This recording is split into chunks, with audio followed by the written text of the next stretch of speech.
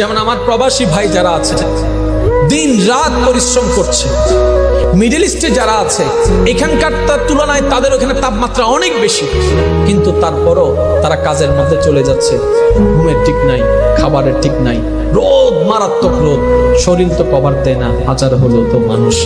তারপরও যখন শরীর ক্লান্ত হয়ে যায়, যখন চিন্তায় চলে আসে পরিবারের কথা, মায়ের চেহারা বেশি উঠে, বউয়ের চেহারা বেশি উঠে, সন্তানদের ভবিষ্যতের চেহারা বেশি উঠে, সে আবার নতুনভাবে একটা শক্তি অনুভব করে আবার কাজের মধ্যে লেগে যায়। ঘামের পর ঘাম পড়ছে, খাবারের কোনো ঠিক নাই, পানির কোনো ঠিক নাই। ও ভাই, এত করছো কেন, এত কষ্ট কেন সহ্য করছো?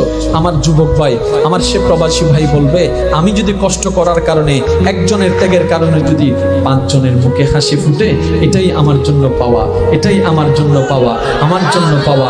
এবার এটাই হচ্ছে পুরুষ জাতি, দিন রাত করে যাচ্ছে, এটাই করা দরকার, এটাই সুন্নত, এটাই দায়িত্ব, কর্তব্য পালন করতে হবে। কিন্তু শ্রদ্ধার সাথে বলি, নিজেরটা ভুলে যায়েন না, কারণ 99% আপনি যাদের জন্য করছেন তারাই চোখ উল্টাই ফেলবে, এটাই বাস্তব। ইচ্ছাই হোক অনিচ্ছাই হোক, করোনাকালীন সময় তার বাস্তব প্রমাণ